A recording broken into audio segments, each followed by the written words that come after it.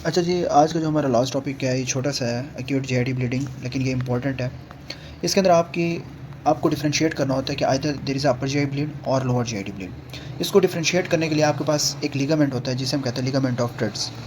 Ligament of Treitz जो होता है वो आपको डिफरेंशिएट करता है कि either it's a upper GIT bleed और it's a lower GIT bleed. Ligament of Treitz को हम सस्पेंसरी लिगामेंट ऑफ ड्यूडेनम भी कहते हैं, क्योंकि ये कनेक्ट कर रहा होता है आपकी जो ड्यूडेनम है उसको डायफ्राम के साथ, ड्यूडेनम टू डायफ्राम, और ये मार्क करता है आपका anatomical border between upper GIT tract and lower GIT tract.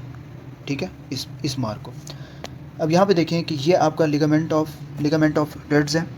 ठीक है, और इसके ऊपर का जितना भी एरिया है यहाँ पे, ये आपका क्या कर रहा है, अपर जीआईटी, और इसके जो नीचे का एरिया है वो क्या है, लोअर जीआईटी। नेक्स्ट वो बात करता है अपर जीआईटी ब्लेड जो होता है वो proximal to ligament of Treitz होता है, यानी कि ऊपर की तरफ से प्रॉक्सिमली।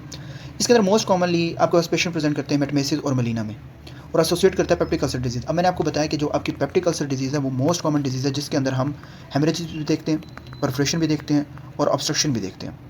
अगर हेमरेजेस की बात की जाए तो आपकी left gastric artery commonly involve हो सकती है, और आपकी गैस्ट्रोड्यूनल आर्टरी हो सकती है, जो आपकी लेसर कर्वेचर पे पड़ी होती है, जो लेफ्ट गैस्ट्रिक आर्टरी है, और ग्रेटर जो गैस्ट्रिक ड्यूनल आर्टरी है वो आपकी ग्रेटर कर्वेचर पे।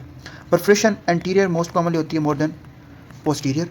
ठीक है, और आपके ऑब्स्ट्रक्टिव जोन होते हैं वो गैस्ट्रिक आउटलेट ऑब्स्ट्रक्शन जोन होते हैं वो हो रही होती है।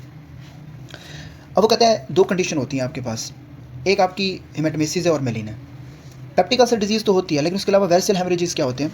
वेरिसेल जो हेमरेजेस हैं, मैंने आपको बताया कि ये पोर्टल हाइपरटेंशन के अंदर देखे जाते हैं। पोर्टल हाइपरटेंशन में क्या होता है, जो आपका ब्लड आपके ऑब्स्ट्रक्शन की वजह से, फाइब्रोसिस की वजह से, सिरोसिस की वजह से आपका बढ़ जाता है, तो उसका क्या हो जाता है, बैकअप। उसका बैकअप कहाँ से होता है, आपका केवल एनास्टोमोसिस के साथ।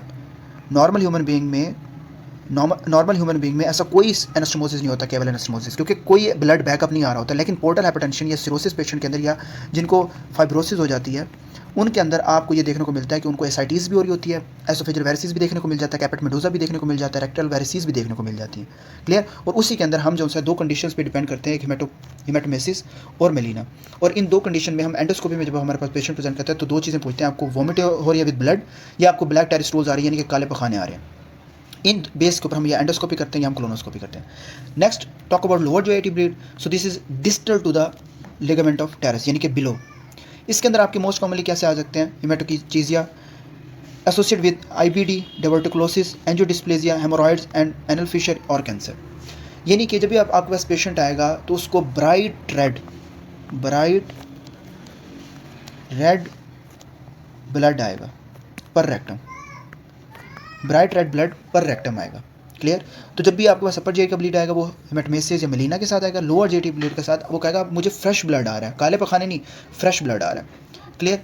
तो आपको पता होना चाहिए कि ऑल ओवर हमने क्या पढ़ा है कि आपको पोस्टीरियर ड्यूडेनल आर्टरी अगर फॉर एग्जांपल आपकी डैमेज हो तो उसके अंदर ब्लीडिंग होती है, और उसके अंदर कौन सी, अगर पोस्टीरियर ड्यूडेनल अल्सर है तो कौन सी होगी, आपकी गैस्ट्रोड्यूनल आर्टरी। अगर एंटीरियर है आपका तो फिर कौन सी होगी, एंटीरियर ड्यूडेनल अल्सर है तो परफोरेशन है, और कहाँ पे जा सकते हैं, न्यूमोपेरिटोनियम में। और जो गैस्ट्रिक अल्सर है उनका पेन जो सा वर्स होता है विद मील, और ड्यूडेनल अल्सर का जो सा पेन होता है वो आपका रिलीफ हो जाता है। अपर जीआईटी ब्लीड के अंदर हमें हेमेटोमेसिस देखने को मिल रही होती है, और लोअर जीआईटी ब्लीड के अंदर हमें हेमेटोचीजिया देखने को मिल रहा होता है। ठीक है। So this is of it for today. इंशाल्लाह नेक्स्ट हम जो सा वो इंटेस्टाइनल पैथोलॉजी जो सा वो स्टार्ट करेंगे। Thank you so much everyone.